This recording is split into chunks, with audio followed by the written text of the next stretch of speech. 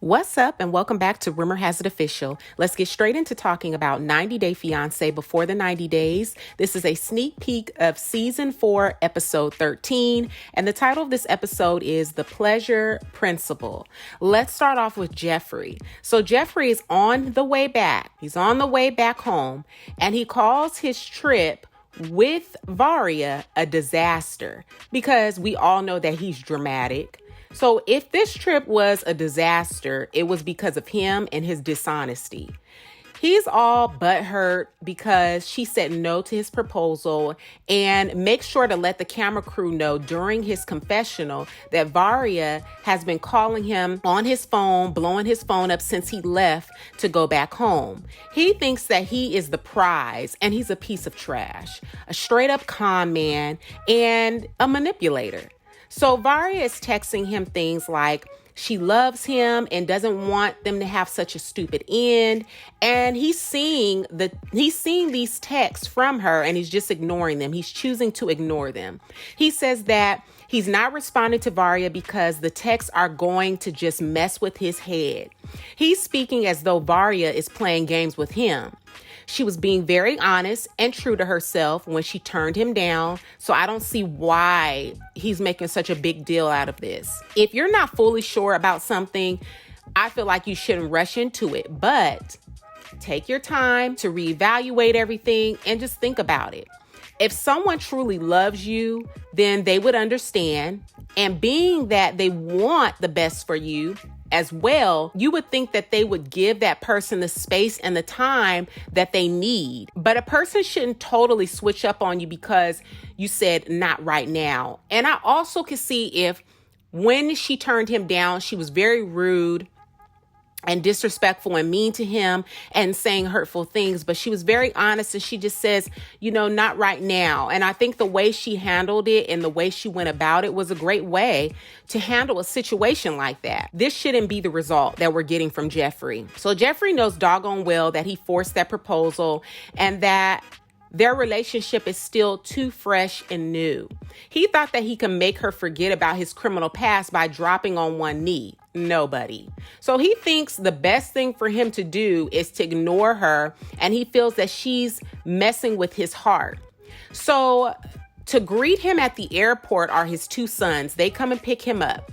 He says that it feels great to see his sons, but it's going to be hard to tell them that his plans of proposing didn't grant him the outcome that he was hoping for. Well, his words he used was he ended up being a failure. It ended up being a failure. So he briefs his sons on his trip on the car ride home. He tells him that at the end of the trip, he proposed and that Varia said no. His son says, I knew it was going to happen, adding that he didn't have a good feeling about it from the jump. Geoffrey responds to that anyway, like he ain't trying to hear it. Anyway, moving on. And he is very proud telling his sons that Varia has been texting him and he hasn't responded to her texts. He tells the camera crew that Varia wasn't ready and he wants somebody who is ready, who's going to put their heart and soul into it. And this nut goes on to say that he wants someone who will say, you are my man, the one I want to spend the rest of my life with. He feels that he needs to move on with his life and put Varia in his past. No, I think he really needs to move on with his life and seek some counseling and get some therapy. I don't think that he should move on to another relationship, which we've seen little sneak peeks that he's definitely going to do that. He's going to go on a date. That's just too soon to be hopping from one to the next. Like, we already know Geoffrey's really got some issues. This dude's got some real serious mental issues. Let's move on to Lisa and Usman. Lisa is trying to get divorce papers in time so that her and Usman can get married before she leaves. Now, her plan is to bring Usman back to the States on a spousal visa. She talks as though all this can happen overnight. Now, doesn't he have to apply for it? And that could possibly take months, even years to be approved. Now, this is just what I thought based off of the other couples from other seasons. It's not something that just happens overnight. So I don't know. Moving on, the marriage registry wants a copy of Lisa's divorce decree. And without that, they can't get married. Lisa loves to blame Usman for everything and says that Usman didn't tell her everything she needed, but she should have done her research. It's her responsibility as well. She wants to get married and she wants to get married so fast. I feel like she should have done her research and found out what she needed as well. So after calling the courthouse, they are able to mail over the divorce decree. And Lisa says that they have had to overcome so many hurdles and she's hoping that this is the last one. Later that night, Lisa and Usman go to dinner. And Lisa says 2 hours ago, she was so happy, but then that all changed. And I'm like, oh, Lord, what is it now? Lisa can never stay happy, not even for 24 hours. Okay. So Lisa tells Usman at the dinner that they have a few things to discuss. If they don't brush them up that night, there will be no marriage. Usman responds, why are you telling me that there will be no marriage? She says, after what I saw, Usman's like, what did you see? And Lisa responds, your whore on Messenger. She tells Usman not to play stupid because she took pictures of the conversation on her cell phone. She pulls up the girl and shows him and is like, you think you're a wannabe player, but let me tell you something. I've been watching her for months on Facebook.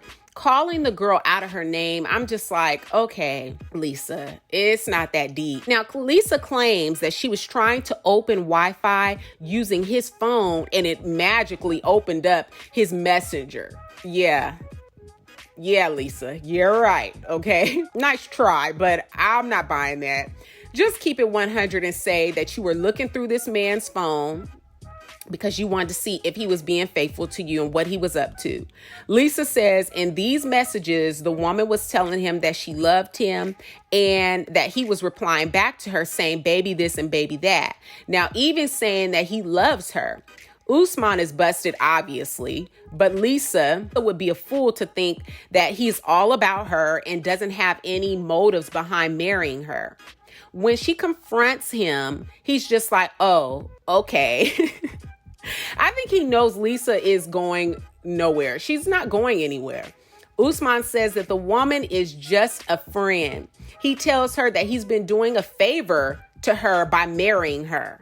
This is what he tells Lisa. I've been doing a favor to you by marrying you.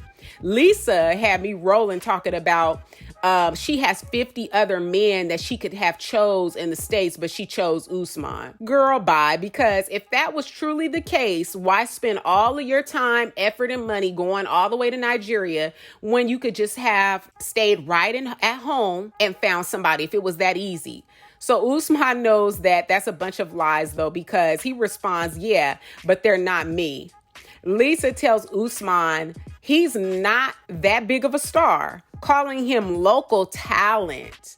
She tells him that she's done and good luck to him while walking away. Comment down below your thoughts on Lisa and Usman. And I forgot to say, comment your thoughts on Geoffrey and Varia as well. Let's move on to Darcey. So Darcey says ever since she cut ties with Tom, life's been great. She says her girls have been there for her during this breakup. Now, this is just my opinion. I think you have to be very careful with confiding in your kids about your heartbreak and using them as a crutch to heal, using them as a therapist. Kids need guidance, and you're supposed to be a good example for them. They are not your therapists. I'd say leave kids out of your relationships, because I feel like they will be affected by it in some way. I mean, some might say that it'll help them to know and see, like if you look at her kids, they're very smart and it kind of helps them to see what and what not to do. But at the same token, I just wouldn't be willing to take that type of risk as a parent. Even her daughters, they hint that their mom looks unreal. Now, check this out. While doing face masks, they say that she looks like Barbie. Wow. So they even know their mom looked plastic, and it's just too much plastic surgery going on, too much injections. It's just too much. So I thought that was kind of crazy how they said their mom looked like Barbie. I don't think they meant any harm, but that's like a hard truth. So over in New York, they show Tom. So TLC is actually adding him in despite the fact that he and Darcey are no longer together. Why do they do this? I don't know. Why do they do this with Darcey's ex-men? I don't know. Tom says that he was hoping to get back the Darcey that he liked, but she never showed up. He goes on to say that he thinks that he's found someone special and he wants to pursue that. Adding, when you want something bad enough, you make the effort to go and get it. Tom feels that he tried to do things the right way. And so you see him, he is headed to the airport and says that he and Darcey are now on the same page and can move on with their lives. Tom says that when he first came, a part of him was wanting to get back Darcey, the Darcey he first met. Tom says that he's going to make himself happy. He's going to Toronto to visit his new girlfriend, Shannon. Now, how did she become his girlfriend so fast? And he barely is just like leaving and breaking things off with Darcey. So that just lets me know that he's been in a relationship with that woman. Comment down below and let me know your thoughts. Let's move on to Avery and Ash. So it's the next day since Avery met Ash's ex-wife, Sion, and his son, Taj. Avery says meeting Sion really shed some light on some of the concerns that she was having in the beginning. She only has a couple days left in Australia and she wants to talk to Ash about some things. Ash says that he doesn't know what was talked about in the meeting with Avery and Sion, and it's a scary thought. Okay, it'd only be scary if you were hiding something. Okay, so Avery tells Ash one of her biggest concerns is understanding the situation with him coming to America along with Taj. Ash tells her that he downplayed the situation because he was trying to see the positive out of it. Ash tells the cameras that in the beginning, Sion was okay with Taj moving to America. And I don't believe that. I don't believe it, especially the way that Sion expressed her feelings about this move or a possible move or him wanting this move. I don't believe that she ever was okay with that. Ash claims Sion changed her mind and maybe that information was lost. Whatever. Avery suggests Ash spend 3 months with her and then the remaining months with Taj. Ash agrees to that idea, saying that he thinks it's a great idea. So there's another thing Sion revealed that Avery confronts him about. She says Sion told her that they both divorced a year ago. Ash says, I think because when you share that type of information, people can perceive it as you're trying to work on that relationship. That's why you're not divorced yet. He adds that they weren't trying to work out their marriage, but they just never got around to filing. Avery says that she doesn't want Ash to fear the outcome and withhold valuable information. She says having this conversation with Ash makes her value and love him even more. This is not going to work, and I think that she should just cut her losses now. Comment down below and let me know your thoughts.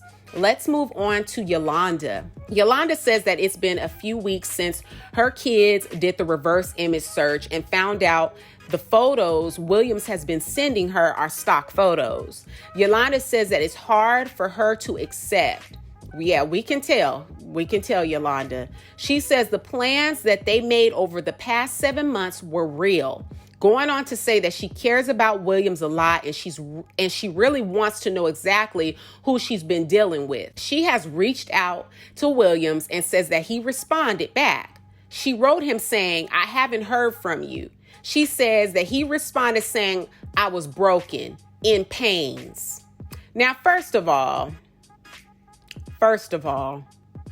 dude can't even spell or write complete sentences, so you know this is a scam. One of the many major red flags are when they sell you a sob story so that they can pull you in emotionally. Okay, so she should know this. He tells her that he lost his aunt, his only aunt. Yolanda says if her kids found out that she contacted Williams, they would be very upset. But she said that she just wanted to reach out to him for answers. Yolanda tells Williams that she just wants to know who he really is. And then he turns things around on her saying, how do I know you are who you say you are? How do I know you're really Yolanda? So she then sends him a photo of her This woman is so desperate that she is not seeing clearly what is truly going on here. If someone is who they truly say they are, they won't have any problems with confirming it or proving it. And the fact that there is all of this resistance, that should be enough evidence for her to see the truth. He gets super defensive when she questions him as well. So that should be another thing that like a red flag that should pop up to her. She didn't mention the threatening emails because of fear that he'll stop responding to her. So that's all she cares about. She just wants to keep that connection going with someone, and she doesn't even know who they really are, or they're not even validating who they are and if they're really the person that they claim they are. She tells the producers that until she's 100% sure that Williams is deceiving her, she is still going to feel the way she feels about him. Yolanda says the magic of love is just wonderful, and she loves the feeling of loving someone. Yolanda still wants to go to England not knowing if he's real or not. This is very dangerous. If this is not a fake storyline and this woman really is like this, her kids, I hope they are watching this show. They need to make sure their mom goes and talks to someone. Comment down below and let me know your thoughts. Let's move on to Ed and Rose. So Ed goes back to the room to talk to Rose, not knowing that Rose is gone. Now, Rose done went back to that room, packed up, and got on the first flight back to Manila. She was like, I'm done with this, and she meant what she said. Now, he realizes that her stuff is gone and says that he didn't even say goodbye. He didn't even get a chance to say goodbye. She didn't even say goodbye. He starts crying and says that he's upset. He says that he failed again, and 28 years later, and 28 years is a long time to be single. He now knows that it's over with Rose, and now, because things didn't work out with Rose, he wants to reach out to his daughter and try to mend that relationship. He wants her to know that his pursuit with Rose was about him following his heart. This is what he wanted to tell his daughter. He says that it was about him trying to find love. Ed leaves to head back to Manila, and then he'll be going back home. Ed says that he wanted to believe so badly that Rose was the one as he boarded his flight and looked at the photos of him and Rose from this trip. He also acknowledges that he threw his relationship away with his daughter for love. Comment down below and let me know your thoughts. Let's move on to Stephanie and Erika. And I ain't gonna even make this long. So Stephanie texts Erika to meet her. Now, we already know that Stephanie broke up with her, but she now wants to salvage the fake relationship they have. Erika feels like she has put a lot on the line, but Stephanie in return has hurt her. She hasn't done anything. And she says that she took steps that Stephanie wouldn't even do. And Stephanie says all she can do is apologize. So at this meeting, they meet up with each other, and Stephanie really doesn't really have much to say, but kind of gives excuses and says, all I can do is apologize and all of that. And Erika's like, before she hopped on that plane, she should have expressed and even worked through her insecurities. So basically, Erika drove 3 hours to meet her at this final meeting, this meeting with Stephanie, and they didn't even know how to communicate properly. Nothing was resolved. So they just end up leaving and going their separate ways. So once again, I hope these two don't come back. I doubt they will, because I think this is definitely a wrap for them. Boring, just boring and fake. You could just tell it just didn't make no sense. No connection whatsoever from the very beginning. Didn't even warm up to each other. It was just awkward looking at them. You could tell it wasn't real. Hot mess. So I really need to hear your thoughts on 90 Day Fiance Before the 90 Days. Again, this was a sneak peek of season 4, episode 13. The title of this episode is The Pleasure Principle. Let me know your thoughts in that comment section down below. Let's get a conversation rolling. Give this video a big thumbs up for me and share with a friend who also loves watching 90 Day Fiance Before the 90 Days. Don't forget to subscribe and hit that bell so you'll be notified on the next time I make an upload, and I will catch you all in the next video. Peace.